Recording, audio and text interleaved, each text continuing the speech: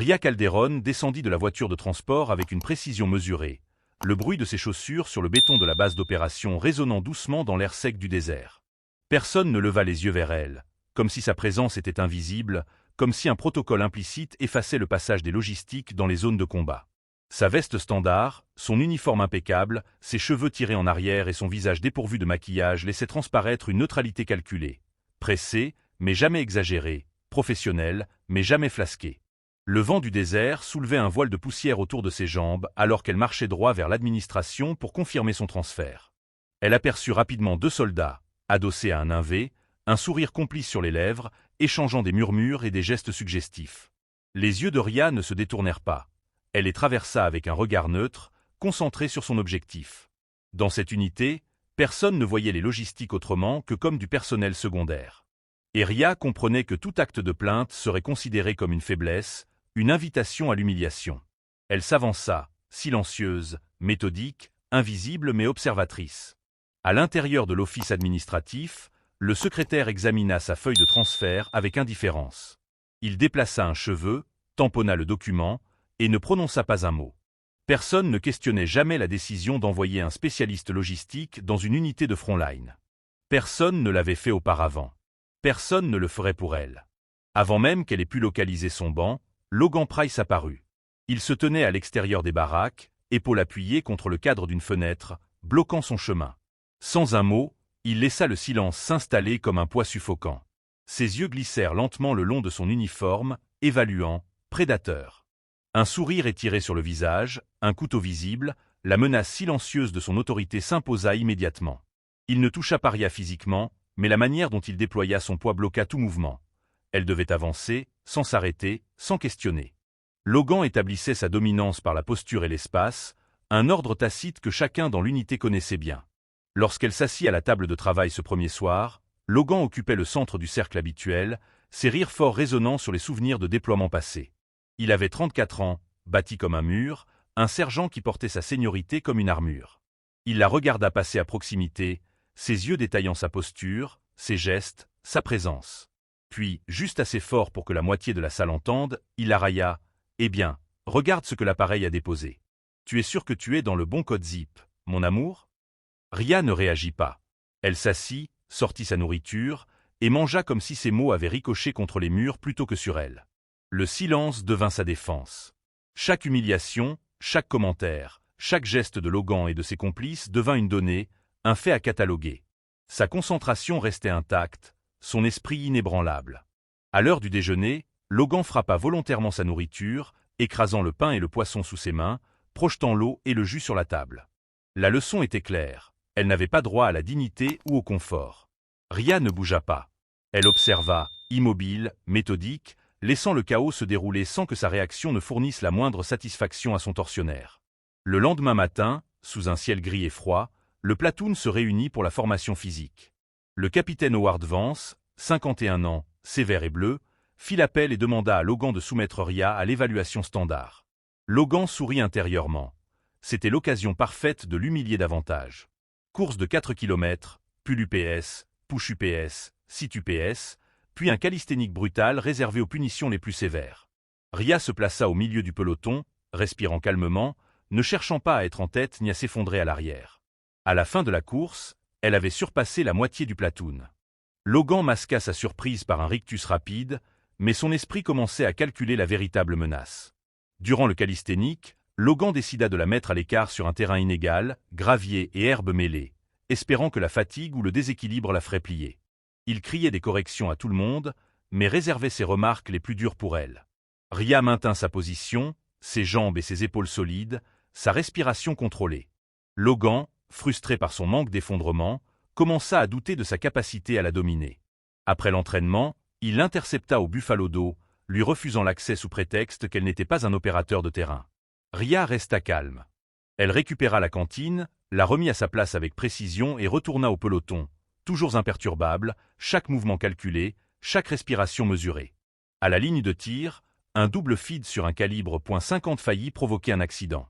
Ria intervint silencieusement, réparant la situation en 3 secondes, sans chercher la reconnaissance. Logan, rouge de rage, l'accusa de violation de sécurité, tentant de créer un incident formel. Ria, impassible, continua son travail méthodique, cataloguant chaque erreur et chaque abus, transformant la pression en information précieuse pour la suite. Le soir, sous les lumières rouges des tentes, Logan tenta de l'intimider physiquement. Mais Ria neutralisa son geste en une fraction de seconde, utilisant un point de pression précis, démontrant une force et une maîtrise que Logan n'avait jamais anticipées. Elle ne parlait pas, ne criait pas, ne se défendait pas par les mots. Elle se défendait par la compétence, par la maîtrise de son corps et de la situation. Les jours suivants, Logan multiplia ses tentatives d'humiliation et de contrôle. Sabotage de ses effets personnels, abus physiques, attaques psychologiques, toujours sous le regard du reste du platoon. Ria ne chercha jamais l'aide des supérieurs, sachant que la culture de l'unité protégeait les coupables et ignorait les victimes. Chaque attaque, chaque injustice fut transformée en observation minutieuse. Chaque abus devint un élément du puzzle pour le moment où la situation pourrait enfin être renversée. Lorsque Ria arriva chez le docteur Elias Moore pour une évaluation physique, celui-ci fut frappé par son état exceptionnel. Sa performance, ses blessures anciennes, ses marques de terrain révélèrent une soldate d'élite, bien au-delà de la perception limitée de son rôle logistique.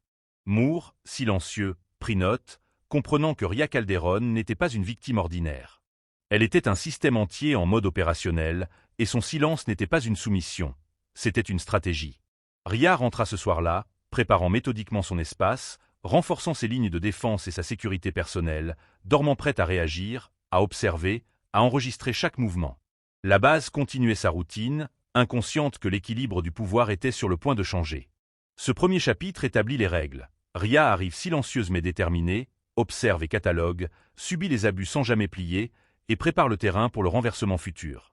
Le lecteur voit la brutalité de l'unité, l'intelligence froide de Ria, et comprend que la véritable bataille ne sera pas seulement physique, mais stratégique et psychologique. Le soleil se leva sur la base avec un éclat brut, frappant les baraquements et le terrain d'entraînement d'une lumière impitoyable. Ria Calderon, silencieuse, fila à travers la poussière et les gravats du camp, ajustant son sac lourd, vérifiant le positionnement de chaque objet dans ses poches et sur son équipement. Chaque geste était mesuré, méthodique.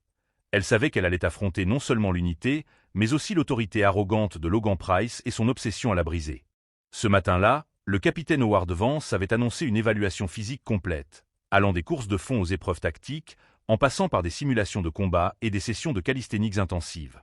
Logan se tenait à l'entrée du terrain, bras croisés, sourire suffisant et cruel. Il voyait dans chaque nouvel exercice une occasion d'humilier Ria, d'exposer sa faiblesse logistique devant la troupe. Mais il n'avait pas encore réalisé que chaque attaque serait enregistrée, mémorisée et retournée contre lui. La première épreuve fut la course de 4 km, sur un terrain accidenté où les pierres, le gravier et le sable fin formaient un mélange hostile. Les soldats s'élancèrent, certains en tête, d'autres à l'arrière, haletants, déjà fatigués. Ria se plaça au milieu du peloton, respirant lentement, régulièrement. Elle ne cherchait pas à se montrer, mais chaque foulée était parfaitement calculée. Économie d'énergie, respiration optimale, maintien de la cadence, adaptation au terrain. Quand la course se termina, elle avait surpassé la moitié de la troupe, et Logan, cachant à peine sa surprise, grimaça. Ses yeux s'étaient plissés, mais il dissimula son étonnement derrière un rictus. La deuxième épreuve fut le calisthénique. Logan guida le platoon vers une zone où le sol irrégulier et les pierres de gravier étaient un piège pour quiconque aurait manqué d'équilibre. Les hommes grognaient sous la douleur, mais Ria, elle, restait immobile, les pieds ancrés, les muscles tendus comme des câbles de suspension. Logan criait ses corrections, ses instructions destinées à la ridiculiser. Il poussa Ria à exécuter les push UPS, les sit UPS et les levées de jambes avec une intensité calculée pour provoquer l'échec. Mais chaque mouvement de Ria était précis, chaque contraction musculaire maîtrisée, chaque respiration parfaitement contrôlée. Ses yeux ne trahissaient aucune émotion, seulement l'observation silencieuse et la préparation. Puis vint l'épreuve de force et de coordination, le port de charges lourdes sur plusieurs centaines de mètres. Logan plaça intentionnellement Ria avec l'équipement le plus lourd, le sac radio rempli de batteries supplémentaires, le cadre de matériel endommagé et instable. L'objectif était clair, la faire tomber, la faire flancher, provoquer l'échec public. Ria ajusta le sac sur ses épaules, régla la sangle et se mit en marche. Chaque pas était calculé pour répartir le poids, protéger son centre de gravité et économiser son énergie. Les soldats autour d'elle vacillaient, peinaient à suivre, mais Ria maintenait une cadence régulière, silencieuse mais irrésistible. Logan la suivait, inspectant chaque mouvement, espérant une erreur, une chute. Mais Ria avançait comme si le sac n'existait pas, comme si chaque pierre, chaque gravier, chaque irrégularité du terrain faisait partie de son plan. À la moitié du parcours, un jeune privé tenta instinctivement de l'aider en portant une partie du sac. Logan éclata, criant des insultes, humiliant l'homme devant tous. Ria ne réagit pas. Elle reprit seule le poids, corrigeant son équilibre avec une précision presque chirurgicale. La troupe observa en silence, choquée par la maîtrise de Ria et par la frustration évidente de Logan. L'après-midi fut consacré à des exercices tactiques, lecture de cartes, navigation avec boussole, calcul d'azimut pour des points d'extraction fictifs. Logan, pensant exploiter sa supposée faiblesse intellectuelle, donna à Ria une carte délibérément obsolète, espérant qu'elle commettrait une erreur devant les autres. 3 secondes suffirent à Ria pour analyser la situation, corriger l'azimut en fonction de la déclinaison magnétique et pointer la trajectoire correcte vers la zone d'extraction. Logan, rouge de colère, consulta la carte et réalisa sa propre erreur. Pour la première fois, il avait été dépassé, humilié non par une force brute, mais par une précision intellectuelle et une observation implacable. La journée continua avec un entraînement de combat rapproché. Logan voulait démontrer sa supériorité physique, montrer qu'il pouvait maîtriser la logistique qu'il considérait comme faible. Mais lorsqu'il tenta un coup ciblé à l'épaule, Ria répondit instantanément, transformant l'agression en déséquilibre contrôlé. Elle n'attaqua pas, ne chercha pas la vengeance. Elle neutralisa chaque mouvement avec un timing parfait, laissant Logan hors de position, frustré, incapable de dominer. La troupe observa, fascinée et inquiète, la force silencieuse et méthodique de Ria. Pendant ce temps, le docteur Elias Moore, observant discrètement les épreuves, nota chaque détail. La posture, la respiration, la force, la précision de Ria étaient exceptionnelles. Ses anciennes blessures de terrain, ses marques de combat et ses micro-brûlures démontraient une expérience de terrain que peu de soldats possédaient. Moore comprit immédiatement qu'elle n'était pas une simple logistique. C'était un système complet de compétences opérationnelles, une force à la fois physique et stratégique. Lorsque le soleil commença à décliner, Ria retourna à son espace personnel, méthodique, silencieuse, préparant ses lignes de défense et ses outils pour le lendemain. Chaque corde, chaque lumière chimique et chaque angle de surveillance avaient été ajustés pour créer un périmètre invisible, une protection contre toute intrusion. Son silence et sa vigilance n'étaient pas de la soumission, c'était de la maîtrise. Le soir, Logan tenta encore de l'intimider, cette fois en examinant son inventaire personnel et en détruisant une partie de ses affaires. Ria resta impassible, notant mentalement chaque destruction, chaque humiliation, chaque erreur de jugement. Quand il s'éloigna, frustrée, elle nettoya méthodiquement les débris et réorganisa son espace, transformant l'abus en exercice de contrôle et de discipline. Les jours suivants répétèrent le cycle, abus, observation, correction silencieuse, maîtrise. Logan commença à apercevoir qu'il n'avait jamais affronté quelqu'un comme Ria. Chaque tentative d'humiliation se retournait contre lui, non pas de manière ouverte, mais par l'évidence de son échec. Chaque démonstration de force ou de contrôle était neutralisée par une précision silencieuse, méthodique et implacable. La troupe, témoin de ces événements, commença à changer son comportement. Les murmures se multiplièrent, les regards se détournèrent des anciens standards de peur et d'humiliation. Les soldats commencèrent à observer Ria avec un mélange de respect et de crainte. Logan, isolé dans sa frustration, commençait à perdre le contrôle qu'il pensait détenir sur l'unité. Cette deuxième semaine se termina par une simulation de terrain nocturne. Ria, armée de ses connaissances et de sa maîtrise, coordonna les mouvements du peloton avec une précision redoutable. Logan, tentant de s'interposer, se retrouva constamment en retard, en déséquilibre, dépassé par la tactique et la discipline qu'il pensait pouvoir contrôler. Quand la simulation se termina, la troupe était silencieuse, respectueuse, et l'évidence de la compétence de Ria ne pouvait être ignorée. Elle n'avait pas crié, ne s'était pas vantée, n'avait pas cherché la reconnaissance. Elle avait simplement appliqué son savoir, sa force et son intelligence, transformant chaque épreuve en démonstration de maîtrise totale. La conclusion de ce chapitre est claire. Ria, à travers les épreuves physiques et tactiques, a non seulement survécu, mais s'est imposée comme une figure de compétence et d'autorité silencieuse. Les graines du retournement contre Logan et l'unité corrompue sont plantées. L'anticipation du prochain chapitre, où le colonel et le docteur Moore reconnaîtront son excellence et permettront à Ria de renverser l'ordre établi, est palpable. L'aube se leva sur la base, plus froide et plus silencieuse que jamais. Chaque baraquement, chaque couloir semblait retenir son souffle, comme si le camp lui-même savait qu'un tournant décisif allait se produire. Ria Calderon, déjà éveillée, ajustait méthodiquement son équipement, revérifiant le positionnement de ses communications, la configuration des sacs et les lignes de surveillance qu'elle avait créées. Son regard n'avait aucune émotion, seul le contrôle absolu du moment présent comptait. Elle savait que le jour marquerait le point de rupture de la chaîne de peur et de domination que Logan Price avait instaurée depuis des semaines. Le colonel Coronado arriva à la base avec une précision militaire, inspectant le terrain avec la froideur d'un vétéran aguerri. Les rumeurs de dysfonctionnement et de maltraitance avaient atteint son bureau. Il avait observé les rapports du docteur Moore et les enregistrements partiels de Ria. Il n'était pas là pour féliciter, il était là pour juger, pour voir si les accusations de maltraitance, d'abus de pouvoir et de culture toxique tenaient face à l'épreuve de terrain. Logan Price, confiant, se plaça à l'avant du peloton, prêt à démontrer sa supériorité et à conserver son emprise sur l'unité. Il pensait que la visite du colonel serait l'occasion de montrer à tous qu'il était l'autorité incontestée. Mais il ignorait un détail crucial. La personne qu'il avait sous-estimée depuis son arrivée était désormais en position de commandement, prête à inverser la dynamique du pouvoir. Le colonel Coronado fit un signe de tête au SGTMAJ pour se tenir devant la troupe. Aujourd'hui, l'évaluation sera administrée par un instructeur de formation physique supérieure, annonça-t-il, sa voix résonnant avec autorité sur le terrain. Les soldats se tournèrent, surpris, quand le colonel désigna Ria Calderon pour mener la session. Logan sentit un froid glacial envahir sa colonne vertébrale. Ses yeux cherchaient désespérément une faille, une sortie, mais il n'y en avait pas. Ria s'avança lentement, méthodique, chaque pas mesuré. Sa voix, calme mais ferme, ordonna « Platoon, attention ».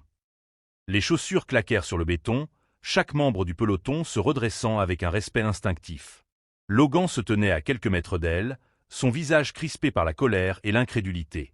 Pour la première fois depuis l'arrivée de Ria, il était l'ombre derrière la lumière, et elle l'incarnation de la lumière. Le diagnostic commença immédiatement. Ria fit passer la troupe à travers une batterie d'exercices physiques et tactiques, testant la force, l'endurance, la coordination et l'intelligence opérationnelle. Chaque mouvement, chaque temps, chaque détail fut noté avec précision. Les soldats qui avaient ri ou participé aux humiliations de Ria réalisèrent qu'ils étaient désormais jugés selon des standards qu'ils n'avaient jamais rencontrés. Logan tenta de s'interposer à plusieurs reprises, donnant des ordres contradictoires, tentant de reprendre l'autorité qu'il croyait détenue. Mais Ria, avec un calme inébranlable, le corrigea publiquement, inversant sa propre humiliation du premier jour. « Vos pieds sont trop écartés, sergent. Fixez-le » cria-t-elle. La troupe observa, bouche bée, le prédateur d'hier devenir le subordonné d'aujourd'hui. La voix de Ria, ferme et précise, imposait la discipline avec un contrôle absolu que Logan n'avait jamais pu égaler. Le colonel Coronado observa attentivement. Les caméras portatives et les enregistrements du docteur Moore diffusèrent en direct les résultats des tests, révélant chaque faiblesse cachée et chaque abus passé. Les anciens gestes d'intimidation, les humiliations et les violations de sécurité orchestrées par Logan devinrent visibles pour tous les supérieurs et observateurs. Ria ne laissa aucun espace à la rébellion. Chaque exercice était conçu non seulement pour évaluer, mais pour démontrer la compétence et la résilience du peloton sous un nouveau standard de discipline. Les soldats, auparavant complices du système toxique, commencèrent à suivre les instructions de Ria avec respect et précision. Les murmures de doute et de peur se transformèrent en concentration et en collaboration. Lorsque la session d'évaluation physique et tactique s'acheva, le silence domina le terrain. Le colonel Coronado s'avança, regardant Logan droit dans les yeux. « Sergent Price, vous êtes relevé de vos fonctions. Une enquête complète sera menée sur votre conduite et celle de votre équipe. » Logan, incapable de répondre, regarda tour à tour la troupe et Ria, réalisant que l'ensemble du système de peur qu'il avait imposé s'était effondré. La troupe, unie, tourna le dos à Logan, un acte symbolique et concret de rejet de son autorité abusive. Les soldats, pour la première fois, comprirent que la loyauté ne devait pas être imposée par la peur, mais par le respect et la compétence. Logan hurla, tenta de défendre son honneur, mais ses paroles ne rencontrèrent aucune résonance. Il était seul, exposé, vaincu par la maîtrise silencieuse de Ria. Ria, enfin, s'adressa au peloton. Sa voix, calme mais puissante, guida la troupe dans la compréhension des nouveaux standards. À partir d'aujourd'hui, nous opérons selon la compétence, la discipline et le respect mutuel.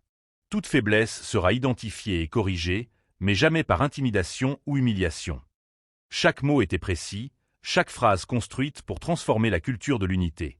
La troupe écouta, absorbant la clarté et la détermination de leur nouvelle instructrice. Le lendemain, le docteur Moore confirma les évaluations. Les capacités exceptionnelles de Ria, son endurance, sa précision et son expérience opérationnelle furent officiellement enregistrées et reconnues. Le colonel approuva le nouveau protocole de formation, basé sur les standards Calderon. Logan, quant à lui, fut escorté pour faire face aux enquêtes administratives, ses abus documentés et irrévocables. Les semaines suivantes virent une transformation radicale de l'unité. Les soldats qui avaient autrefois participé aux humiliations devinrent disciplinés, respectueux et motivés par l'exemple de compétence et de leadership de Ria. Les standards physiques et tactiques furent appliqués uniformément, et toute tentative d'abus ou de favoritisme fut immédiatement sanctionnée. Ria observa la progression de la troupe avec une vigilance méthodique. Chaque mouvement, chaque amélioration, chaque erreur était notée pour assurer la continuité et la cohérence de la formation. Elle n'avait pas cherché la vengeance. Elle avait simplement retiré la couverture qui permettait aux abus de se produire, et en faisant cela, elle avait changé les règles pour tout ce qui suivrait. Lorsque son ordre de rotation arriva, Ria prépara son sac, vérifiant une dernière fois son équipement, ses lignes de communication et ses notes. Elle quitta la base sans un mot, laissant derrière elle un terrain transformé, plus dur, plus discipliné, plus juste. Les soldats la regardèrent partir, le respect gravé dans leurs yeux, la compréhension de ce que signifiait la vraie force et la vraie compétence ancrée dans leur esprit. La leçon de Ria Calderon était claire. Certaines personnes portent la douleur en silence parce qu'elles sont faibles. D'autres, comme elle, la portent parce qu'elles sont fortes, attendant le moment idéal pour rétablir l'équilibre. La revanche n'était pas nécessaire. La compétence, la patience et la stratégie avaient suffi. À la fin, l'unité entière avait appris qu'aucune injustice, aucun abus de pouvoir ne pouvait survivre à la maîtrise silencieuse, méthodique et implacable d'une personne qui comprenait à la fois la douleur et le pouvoir. Ria n'avait pas seulement survécu. Elle avait transformé l'unité, imposé de nouveaux standards et établi un précédent pour toutes les forces futures. Lorsque les portes de la base se refermèrent derrière elle, le silence fut profond. Mais ce silence n'était plus un outil de peur ou de domination. Il était le témoin du respect, de la compétence et de la justice restaurée. Ria avait changé les règles, et ceux qui suivraient n'avaient plus d'excuses pour ignorer la vérité ou abandonner l'intégrité au nom de la peur.